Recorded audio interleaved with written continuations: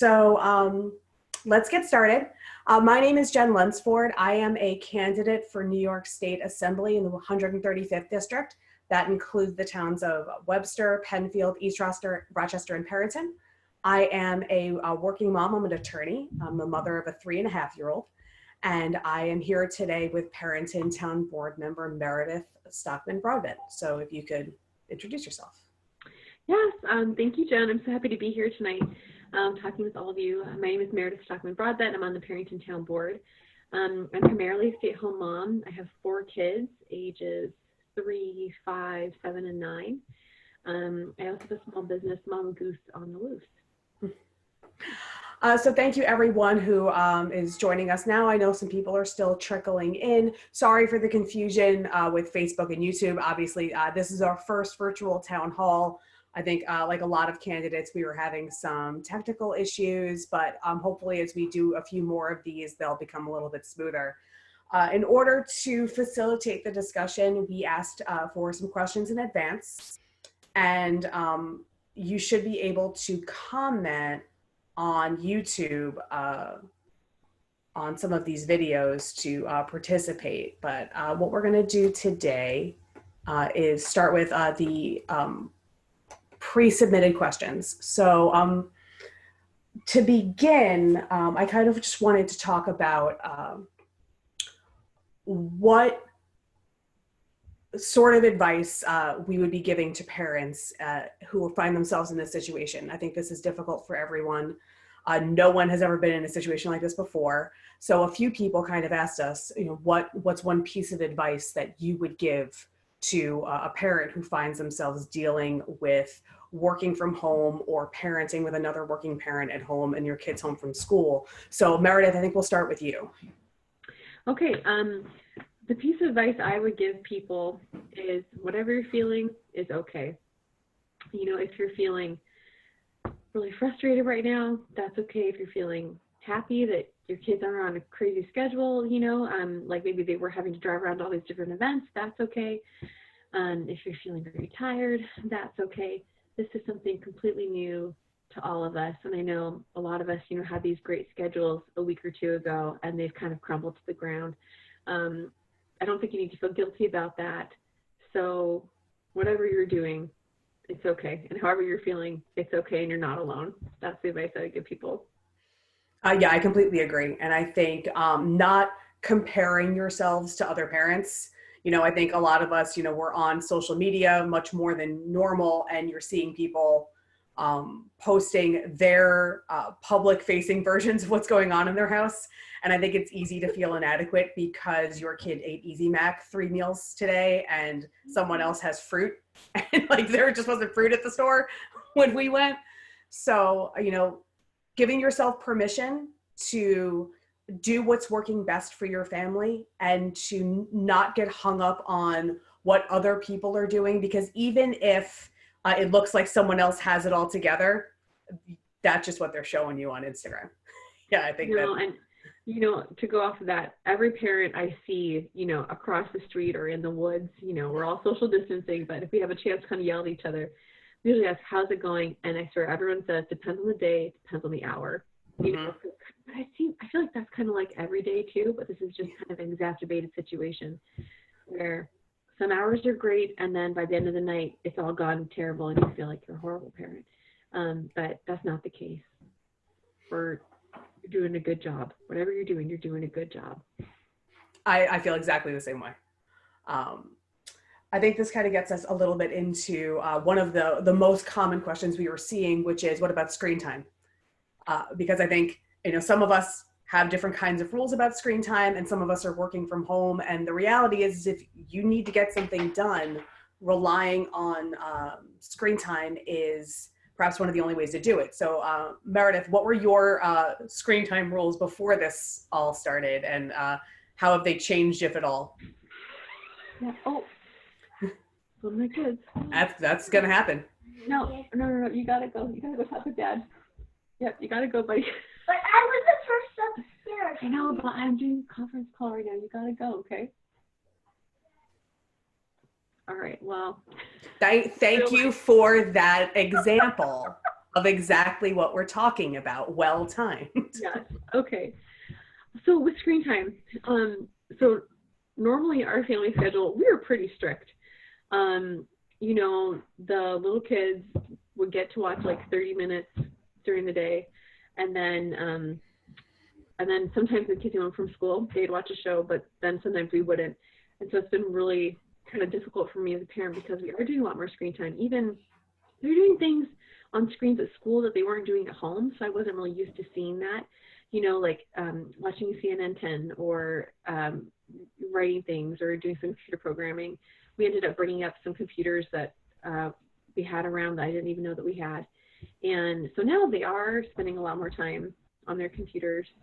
And I felt really bad about it. I was having a hard time with that. And I know I've seen different people online saying they're kind of struggling with that too. We even have some cousins in California, and they ended up finding this computer game that they could play online together. And again, I was really kind of struggling with that. And I talked to my husband about it, and we said, you know, it's actually a really good thing for them to be able to connect with people and have that time. Because what we'll do is they'll FaceTime while they're playing video games. It's kind of crazy, but it's a way for them to connect when they can't play with their neighbors. That's really hard. And so I think kind of giving myself permission to say, all right, this may not be our screen time forever.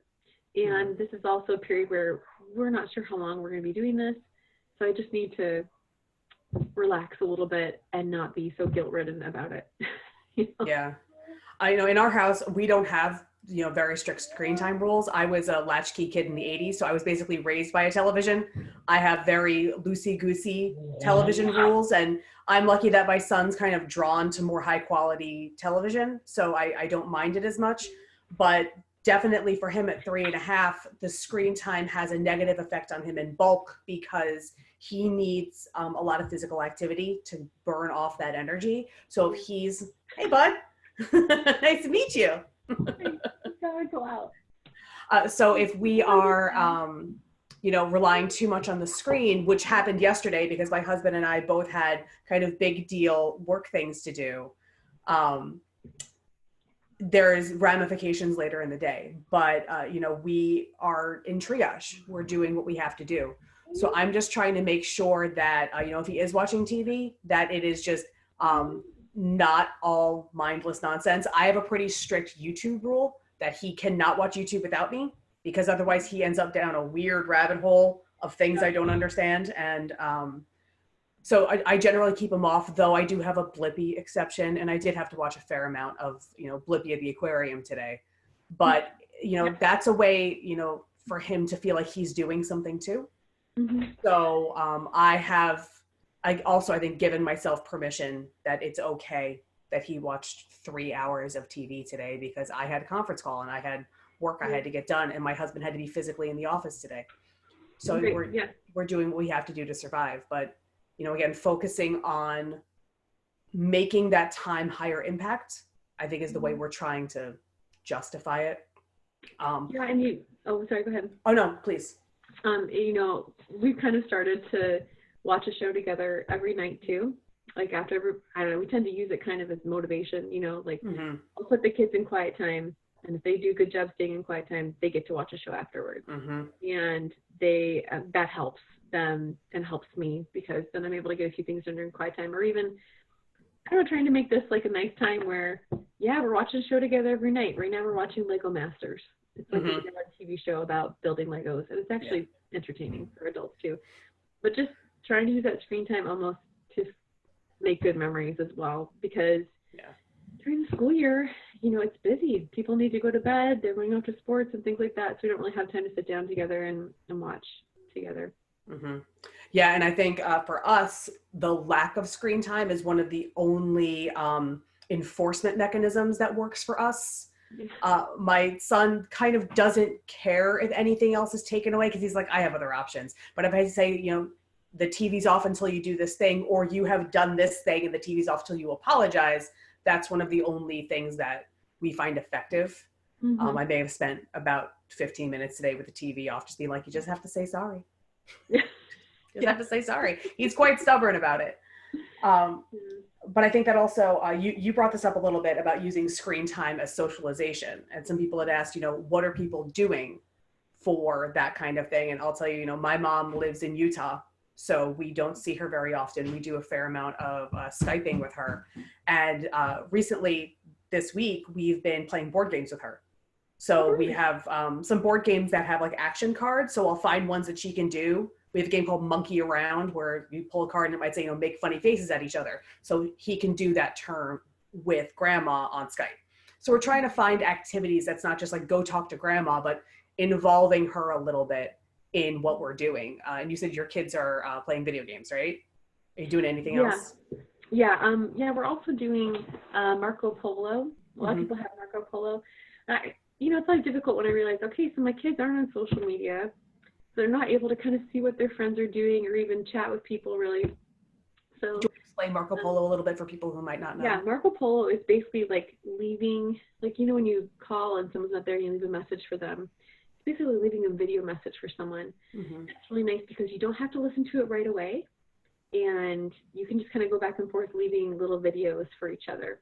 And so this friend of mine was saying that her daughter was missing my daughter. So I just set up a quick Marco Polo account, basically in the mom's name. I just connected us. And now, you know, our daughters can go back and forth.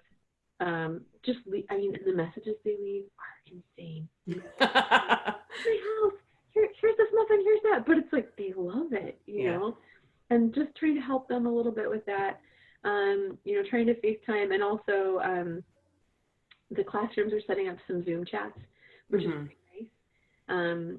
Just to have them check in, but we're using that to try and help them because they miss their friends, and in some ways it's almost harder when you see people walk by and you can't play with them. It's difficult to try and explain that. And you can't pet that dog. We get that a lot because there's a lot of dogs on our street, and you can't interact with that person. Yeah. And when they're little, like my son, it's hard to understand the amount of times I've had conversations with him about, you know, why the gym is closed, why the Museum of Play is closed, why he isn't going to school. I finally just found a YouTube video about germs because he wasn't understanding, and that actually helped a little bit to give him some context. But I also feel like we might be breeding this micro generation of germaphobes. And be like, don't touch that, you know, kids that don't have a context for it. I had a friend, one of my friends said that her daughter was having such a hard time and getting so mad at her because, you know, the mom wouldn't let her play with her kids. So she said, is there anyone who has a video clip of a government official saying you can't do play dates? And she posted this on Facebook, and people had little clips. And she said, this helped so much. Yep. To like show this to them and be like, it's not me.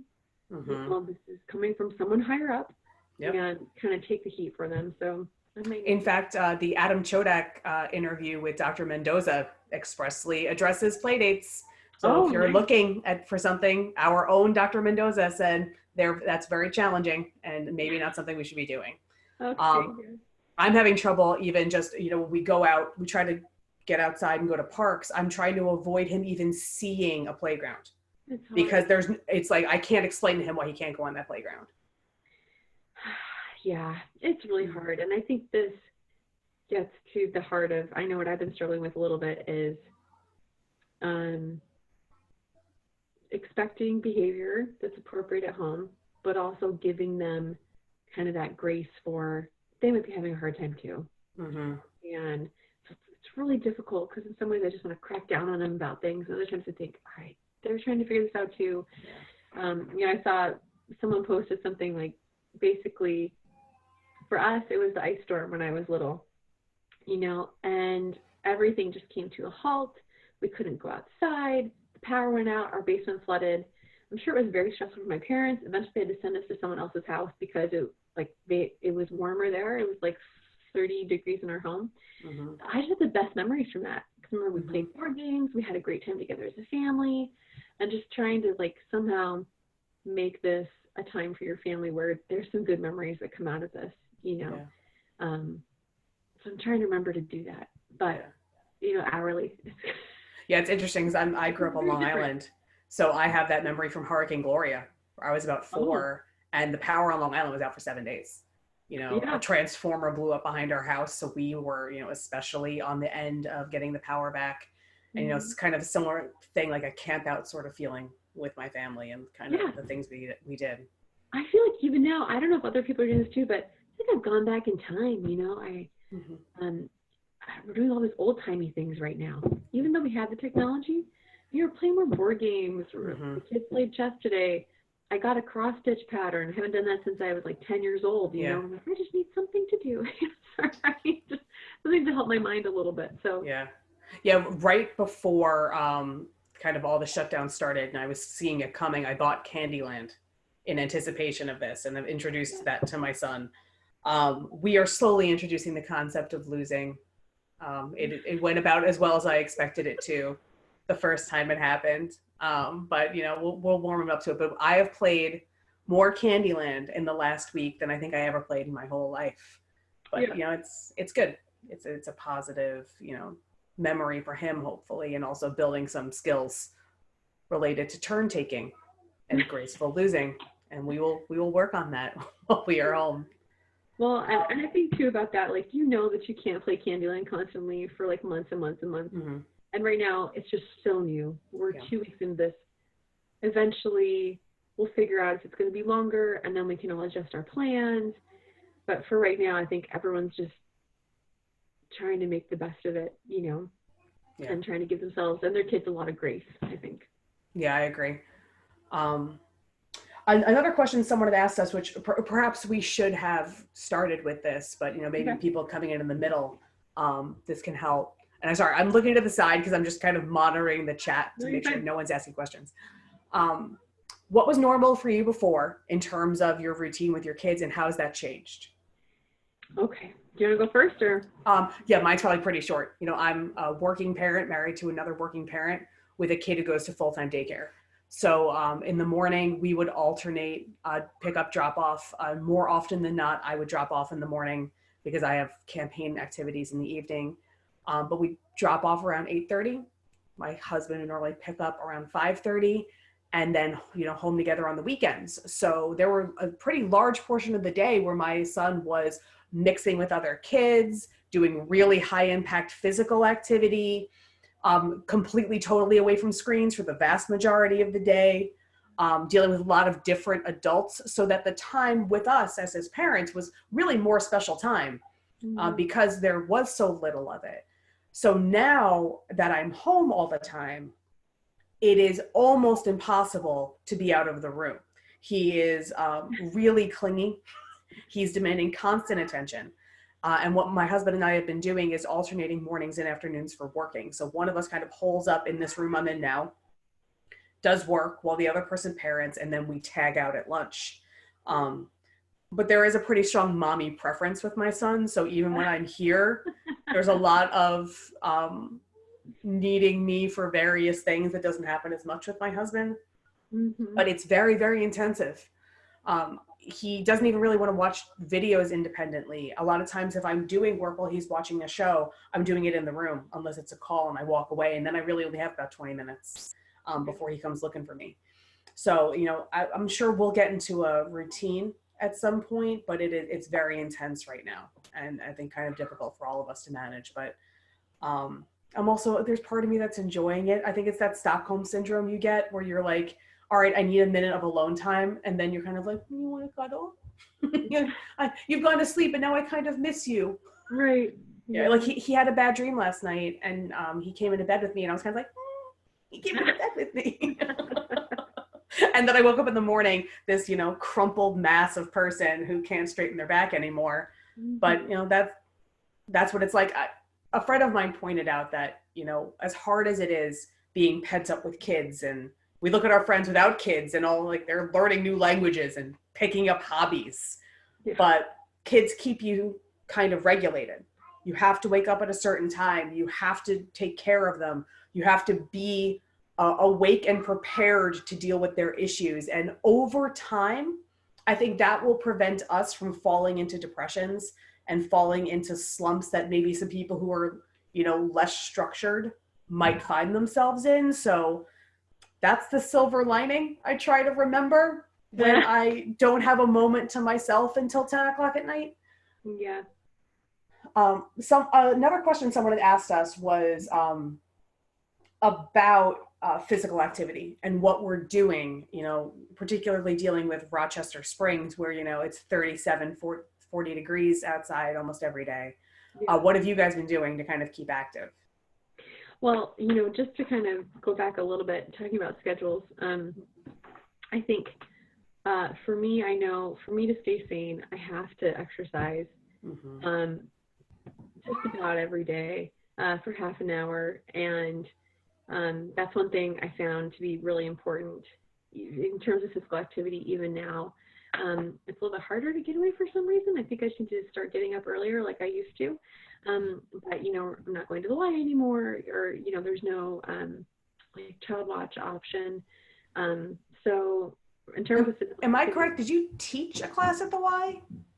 Or no, no, I would teach classes at the library and at schools and daycares and Barnes and Noble, things like that. And kind of going back to schedules, like I'm a big extrovert, and I definitely built that into my life so that when I was home with the kids, we were out. We were rarely at home because I just find that would bring me a lot of joy and break up my day and give us a lot of variety. And that's kind of done for now, you know, in different ways. But in terms of physical activity, what I'm trying to do, I feel like it changes every day. So even just yesterday, I was like, all right, guys, you need 30 minutes of exercise every day. You can pick what you want to do. I don't care if it's a yoga video, if it's riding your bike, if it's, you know, jumping rope, if it's a go noodle, you got to try and get 30 minutes of exercise. So that was yesterday. That went well. We weren't as consistent today. But what we are trying to do is every day at 11, we go for a walk. We have some open space behind our house by Hearthwoods, and so we'll go for a walk. And, you know, sometimes like today we brought dirt bikes or brought our bikes, and they did some, you know, biking on the trail, but just trying to get them outside and get some physical activity. A friend of mine posted this, and I actually did it the other day, where sometimes you have to send them out of the house, but give them like a rope or a shovel. Like, here you go. And if sometimes kids, like, they put up a fuss about going outside, you can say, okay, you can bring your book outside. You can bring your notebook. Let's just get used to going outside every day, no matter what the weather. My sister-in-law today told me that she lives down in Delaware. She told her kids that they would stay outside all day. They didn't have to do any chores. And so every time they started to come inside, she would say, all right, it's time to clean the bathroom or time to do your piano. And they would just like back up and go back outside.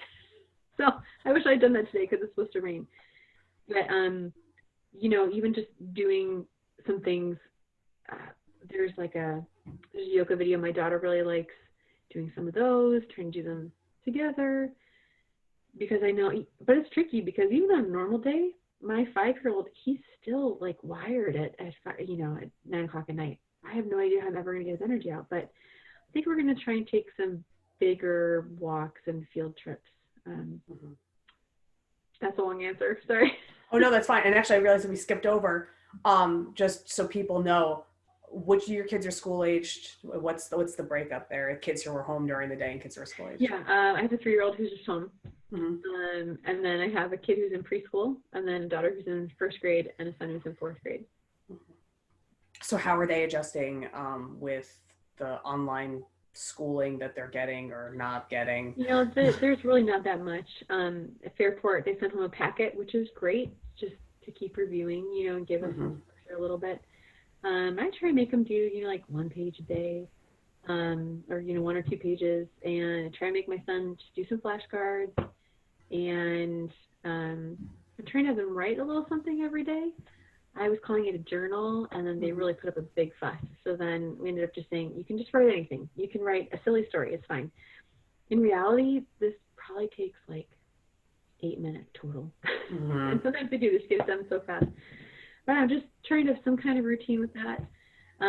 One thing they have really enjoyed is the Zoom or chatting with their class, and they both have Zoom appointments tomorrow, so they're feeling very grown up about that.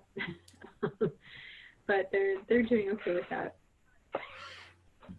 Yeah, I think with us, we're trying to get outside as much as possible. Today was so nice that I built in a trip up to Durand Eastman. My son got this elaborate digger thing from his Nana for Christmas, and he hasn't been able to use it. So we went up there and we kind of played in the sand. And I think there were a fair amount of people there, but we were able to, you know, keep a decent distance. Yeah. And then, you know, talking about using props, I got this idea from a friend online. I sent my son out with a spray bottle full of water, and man, I got like 45 minutes out of that. That was crazy. Where I was actually able to plan this and do some work related to my campaign while sitting in a lawn chair, and my son, ran around spraying all the bushes. So I think, finding creative ways to create opportunity outside, just so there's physically more room for him to run around. We've been cooped up a couple days because of the weather here, and something that we've been doing is the Cosmic Kids Yoga. Oh, that's what my daughter loves. Yeah, so free on YouTube. They're themed around sometimes like Disney movies or children's stories. So there's kind of something to keep them engaged. They don't require a lot of room. I do them with him because then it kind of gives me an opportunity to move too, because when he's cooped up, I'm cooped up too. Yeah. We live in a split level house, so there's stairs, and I try to do sort of scavenger hunts all around the house that make him run up and down the stairs. Smart. He's very high energy. So building in physical activity in everything is, one of the ways we've been coping, and trying to also break up some of the activities that we have. And, with him, he's in a preschool setting, but it's pretty, it's 3-year-old preschool. So it's a little circle time in the morning, and then some,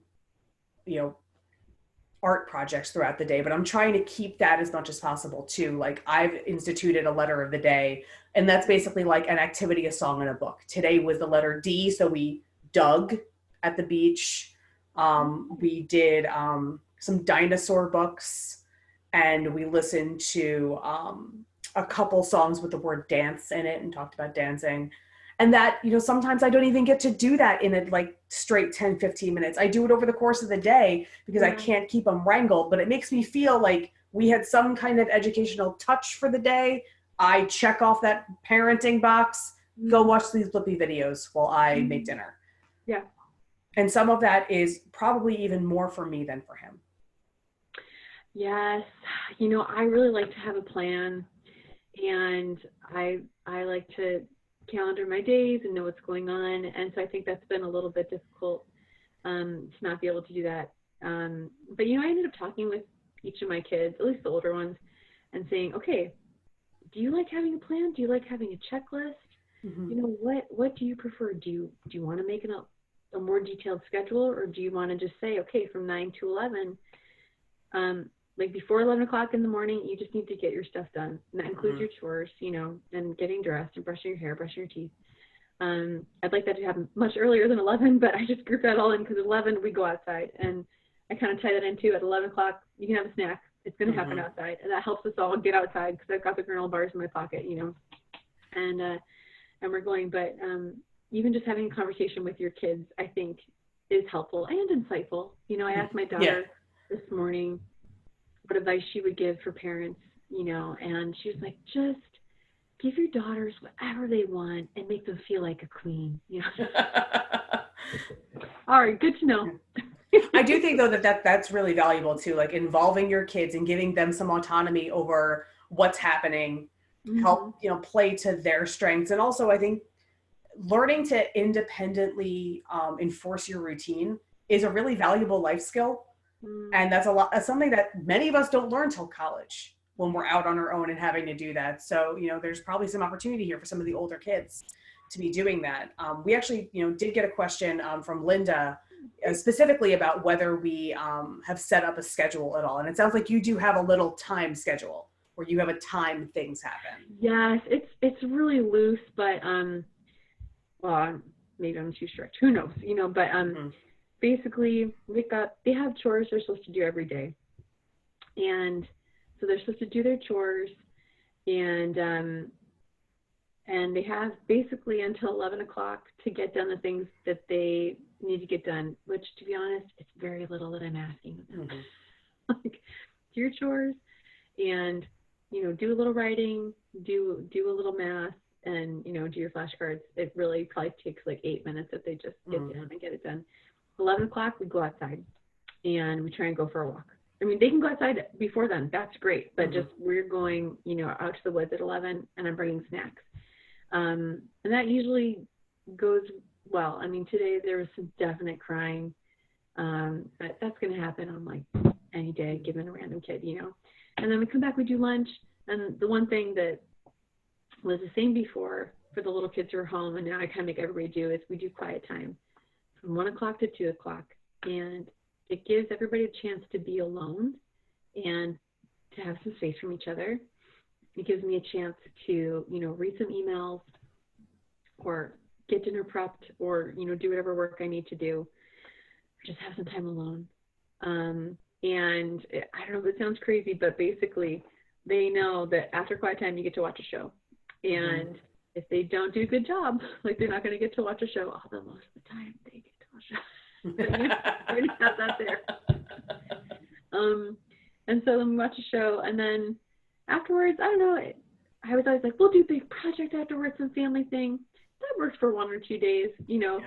But oftentimes it's like, all right, well then we'll just hang out. You can play outside, do whatever you want to do. I'm really trying to teach them, and I tried to do this before too, but if you're bored, that's your problem. That's your job to fix. You know, there are a million different things you can do. Try and figure something out.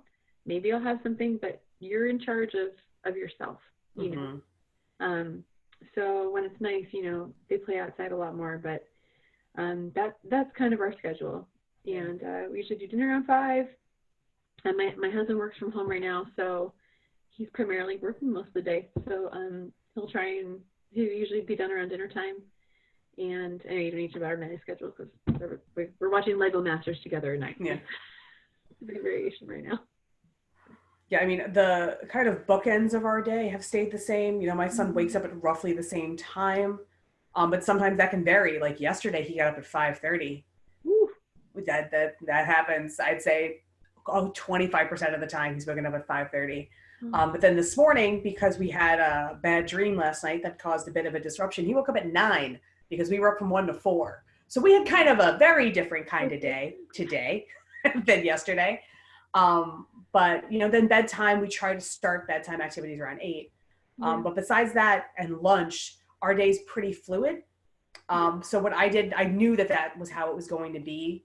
I created an activity randomizer where I just wrote activities on slips of paper and put them in a box. So that if we get to a point where we aren't generating our own activities organically, I can be like, hey, you want to go to the box?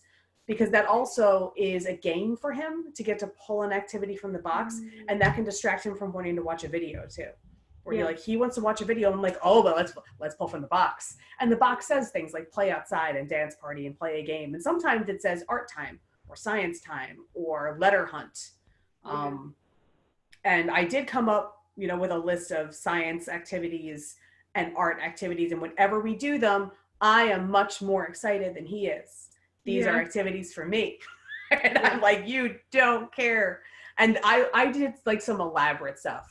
I made these little baking soda eggs with dinosaurs in them that you could dissolve with vinegar. And he was like, I have that toy already. And I'm like, yeah, it's your toy. The thing was the baking soda. He didn't care.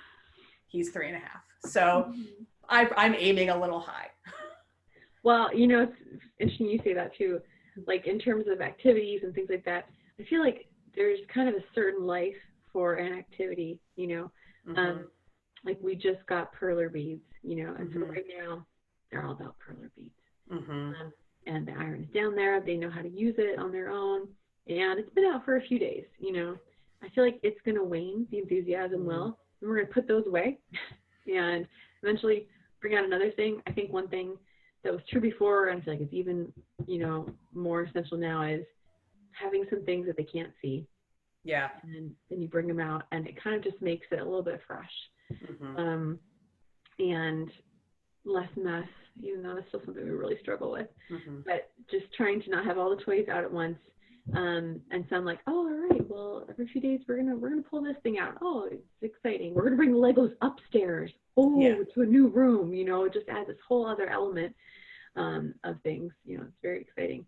And also, just with autonomy too, I found that books on tape or, you know, digital books, like if you have, you know, Alexa with a dot or anything like that, you can get them also through the library. They will listen to audiobooks for so long. And it's been interesting to see the ones that they gravitate to that I thought maybe were a little above them, but yeah, they're really willing to listen. You know, like right now, my 7-year-old and my 5-year-old are listening to The Secret Garden.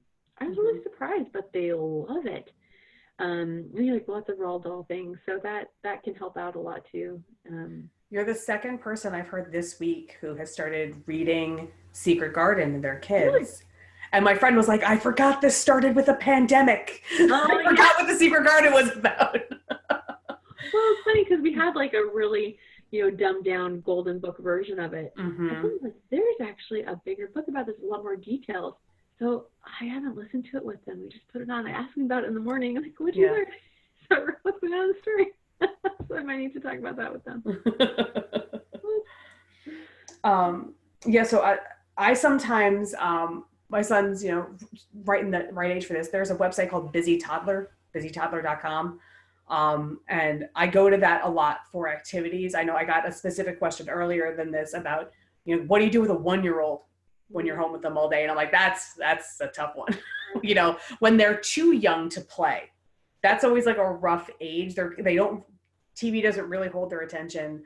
But I found the Busy Toddler site to be really helpful for new ways to use things you have. One of the things they recommend that when my son was younger, he really liked was just putting non-bath toys in the tub. Yes. Finding something that's, you know, closed up, like blocks, the big mega blocks, do them all one color. Like you get a blue bath today and all the blue toys go in the tub. You know, that was a thing that was exciting to him, and giving them a slotted spoon and letting them rescue things from the tub was also, you know, using a lot of kitchen things in non-kitchen ways. Was a way that I think we kind of got through some time. Do you have any experiences with that, with finding new ways to use things that you have? Yeah, definitely. You know, just, you know, we had, just thinking about things that really are some go-to things or have been a hit so far. You know, like Legos. Even, it sounds so silly, but putting them away for a while, for a few days, and then bring them back out. Putting them in a different room, that's very exciting. Building things together, even trying to have like a little theme, or, you know, here, if you think something's really cool, you can go display it on this table, that type of thing. Also, jump rope. We just got a jump rope again a few days ago, and man, that thing has been great. There's 2 of them, you know, and we can tie it to the basketball hoop, and one person can make it go. They're learning how to jump rope, but also using it for obstacle courses in the yard, things like that. The perler beads, I've been really surprised how what a hit those have been. All the kids, except for my youngest, who's 3, but like the 5-year-old, they'll spend all kinds of time doing things like that. And trying to work on that. So, and also these, you know, dot-to-dot books. If you have like my 1st grader, my 4th grader, these elaborate dot-to-dot books, they'll spend so long doing those. There's a guy who makes them in Rochester, and you can order them. But things like that have really worked well. And also, you know, just talking about schedules and routines and things like that. There's some things, like you said, that are the same. And even weekly, there's some things that are the same for us. Like every week we go to church, and church is shut down, you know, and it's not happening. So we've been trying to do church at home. And our kids are as crazy with home church as they are regular church. You know, they're kind of nuts, but just trying to have that consistency. Even, you know, we also always watch America's Funniest Home Videos on Sunday nights together. We still are doing that. You know, so there's some things like chores that are still the same, but also kind of the rhythm of the weekend is still the same in some ways. No, I mean, it is really different, but just trying to have some of those things that are the same, that you know, like, okay, this is one thing that doesn't change. You know, we're going to watch AFB on Sunday night. What kind of things are you doing to do church at home? Okay, well, at our church, we've been authorized to take the sacrament at home. So some other churches call that communion. For us, it's sacrament. So we do that at home as a family, singing songs. We let the kids pick which song they want, you know, having kind of an opening prayer to the service. And also just trying to, you know, read our scriptures together and maybe do an activity. I'm even embarrassed to talk about it because I know there's so many people who do way more than we do. They get so much better. But we don't compare, so it's Right, I don't compare. Sure, we could up our home church game. But, you know, just trying to do that and have it be just something that, yeah, this is important to us, so we're going to keep doing it. And I'm sure, honestly, it's been 2 weeks, too soon. We're all going to figure this out eventually, you know, how to do it. And these institutions that we're used to and used to being with, they're going to figure out better to how to support all of us, I think. So I think it's just, I don't know, being patient, trying to. And I think as the weather gets better, it will start to get a little bit easier. Some questions we got were about any, must-haves. If someone's going to spend some money on something, or even not, just, go find something to download. Are there any items or apps or books that you find are most valuable to you that you would recommend for someone if they were kind of looking for something to shake up the things that they have going on in their house? Well, depending on the age, I mean, if your kid can read, or even maybe not read, the Dogman books are a big hit. If you love the Dogman books, the kids who can't read, they love to look at the pictures. They'll read those things over and over again. Kind of like I said before, definitely Legos, paints,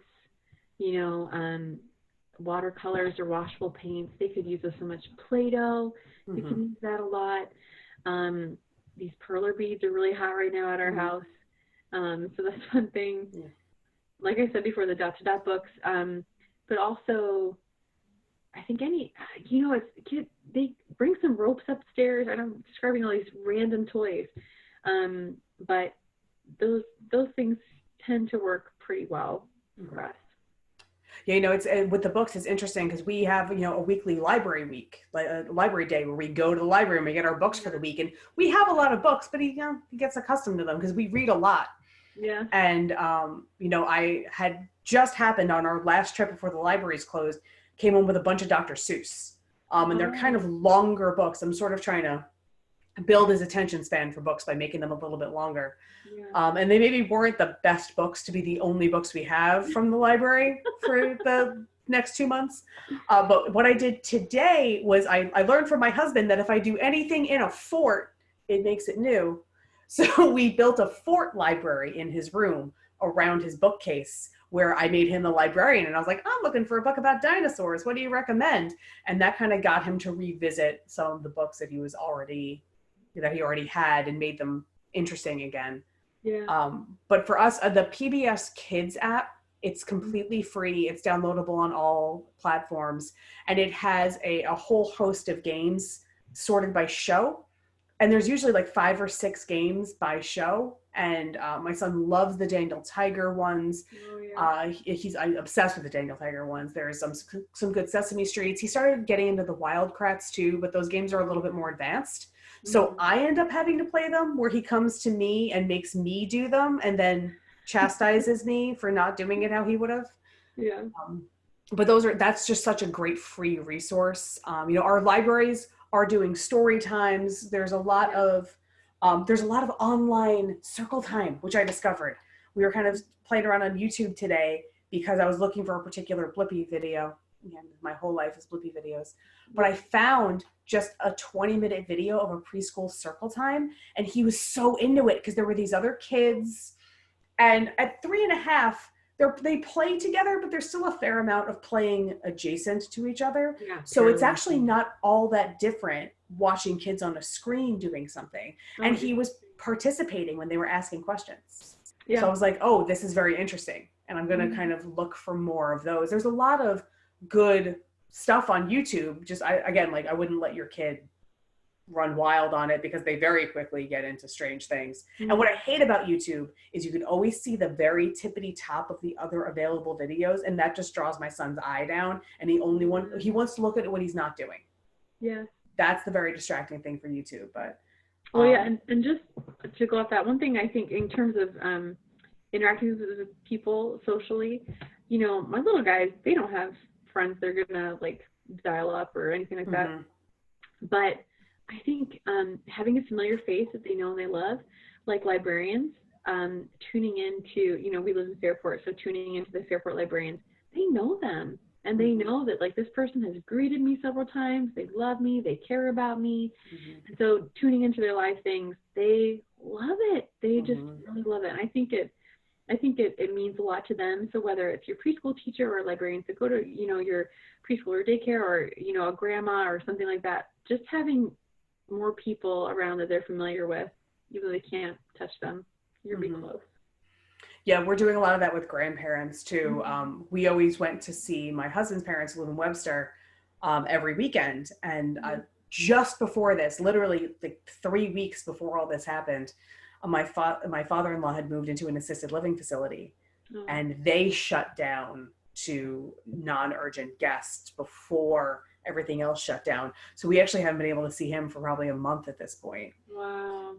But we're trying to FaceTime with him to do grandpa stuff. But then we have to separately FaceTime with Nana because she doesn't live there. Right. So we're trying to, before bedtime, just touch a little bit, some other person that he knows.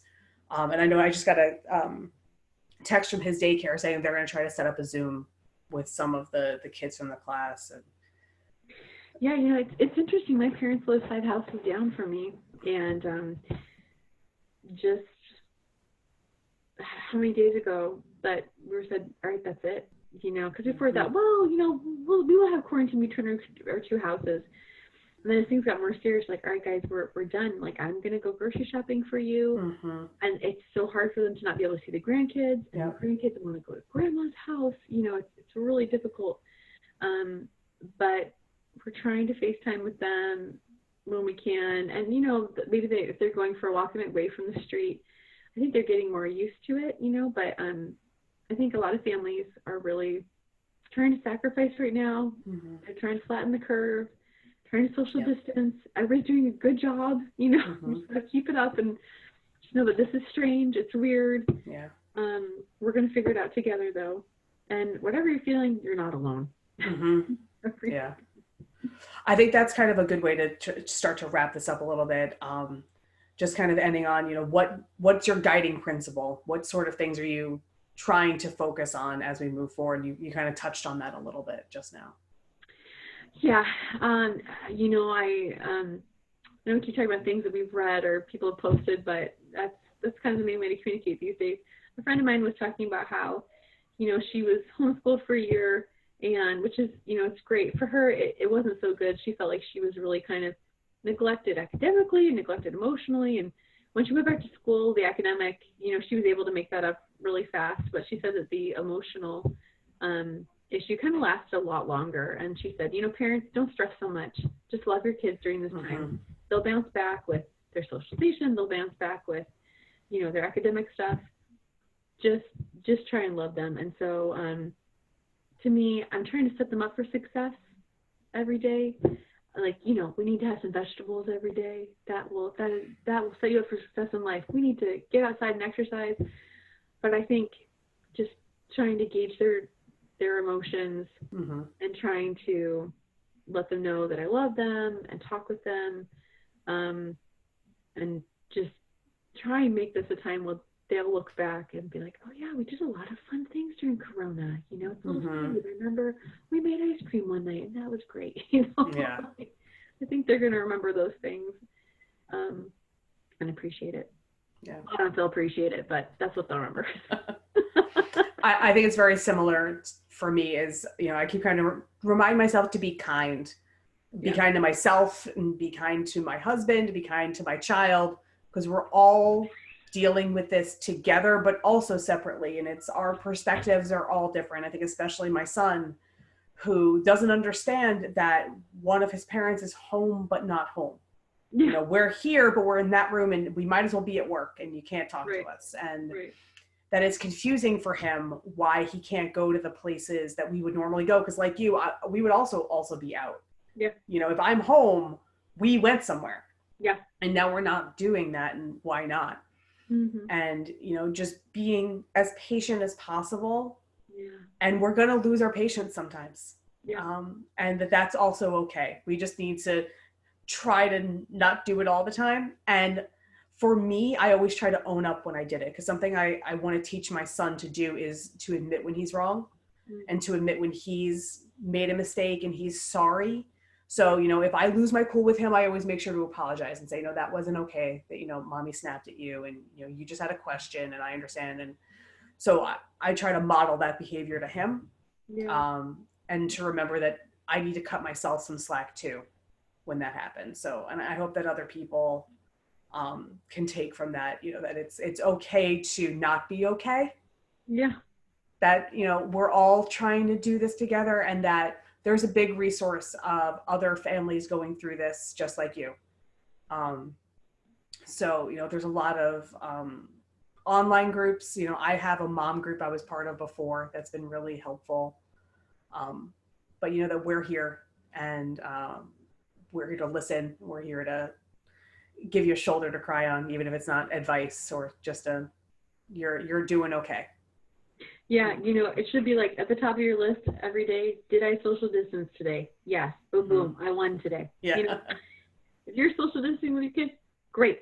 You're doing whatever it takes to make that happen. You're a winner. You're doing a good job. Yeah. All right. Well, thank you so much, Meredith. I really appreciate your time. Again, Meredith is a town board member in Parenton. She is Mama Goose on the Loose. I'm Jen Lunsford, candidate for New York State Assembly. You can learn some more about me at www.votejenlunsford.com. You can follow me on Facebook and YouTube. Thank you so much for bearing with us as we kind of learned the ropes on this town hall. I'll be doing another one on Tuesday, March 31st at 8 p.m. with John Baines, who is a educator and county legislator. We'll be talking about online learning. And a legend. Yeah, and a legend. That's true. He is he's a legend. Meredith and John were both elected for the first time last year, so they did a fair amount of campaigning together around. There's quite a bond when you're campaigning with someone, when you're behind the same person parade after parade. It's true. So again, thank you so much, and feel free to continue to post questions. These videos will be recorded and they will be available online with captions in the next few days. So thank you so much. Thanks, Meredith. Thanks. Bye.